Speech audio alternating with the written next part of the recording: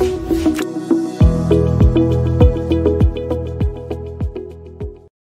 hukumnya kalau di salah satu masjid atau musola sudah melaksanakan sholat berjamaah, kemudian di belakangnya ada orang yang sholat berjamaah lagi, itu hukumnya makruh.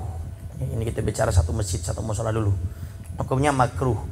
Bahkan kalau sudah dilaksanakan sholat berjamaah di satu masjid satu musola, ibu karena belum qobliyah, akhirnya ibu bapak qobliyah di belakang, hukumnya makruh.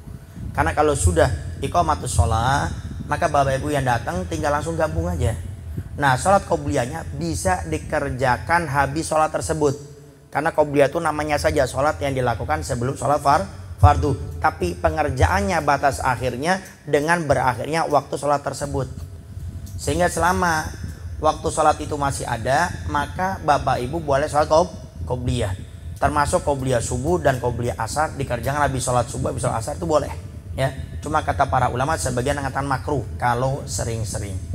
Nah sekarang bagaimana kalau kasusnya seperti itu? Ya kita tegur, kita ingatkan, jangan didiamkan, penyakit hati nanti. Nanti akhirnya kita nggak bisa nguasain diri, diam-diam gunjing dia, diam-diam ngomongin dia. Akhirnya kita nanti masuk nerakanya gara-gara dia, gitu kan? Lewat gunjing, ya kan? Lewat merendahkan dia. Atau biasanya ini terjadi kepada seorang santri yang baru lulus dari pondok pesantren. Kemudian dia mau berdakwah, membuat rutinan di masjid, di musola di tempatnya, cuma nggak enak karena ada yang sepuh, ada ustadz yang sepuh, ada kiai yang sepuh. Akhirnya dia milih diem, kurang lebih seperti ini, milih diem, sampai nanti diperbolehkan sama ustadz kiainya ngisi. Nah ini kalau bahasanya Buya Yahya namanya tawadhu tidak pada tempatnya. Nanti secara diam-diam dia berdoa, ya Allah, kapan ini ustadz yang sepuh mati, kapan ini kiai yang sepuh mati, biar saya bisa ngisi di masjid musola ini. Ya, nah sama seperti itu juga, kapan ini orang dua mati ini, biar nggak ribut di desa saya. Diam-diam doain biar mati nanti, jangan-jangan. Nah sehingga bagaimana? Ya diingatkan. Kalau seandainya ternyata berdekatan, ya berdekatan dengan tempat kita, ya musola sama-sama dekat, bagaimana?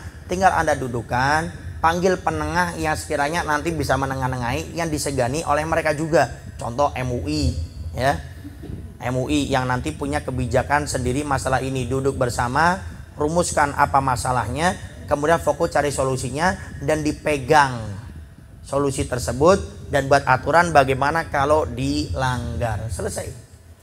Libatkan juga yang memiliki kekuasaan RT RW lurah ataupun kuwu, sehingga kalau nggak bisa ya sudah, nanti imam di off kan musolanya jadinya musola diror, atau zaman Nabi ada namanya masjid diror, masjid yang menjadi perusak bagi masjid yang lainnya.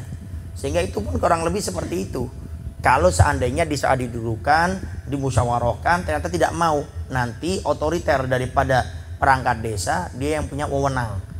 Ya, kalau ustadz ulama dengan fatwanya, dengan ilmunya, nah nanti RT RW lurah kuwu dengan otoriter kekuasaannya. Yang penting satu, jangan ada istilah nggak enak. Itu adalah tipu musya seton untuk merusak hati kita, biar masuk neraka kita lewat hati yang busuk, namanya nggak enak. Ya, wallahu a'lam bishawab. Kalau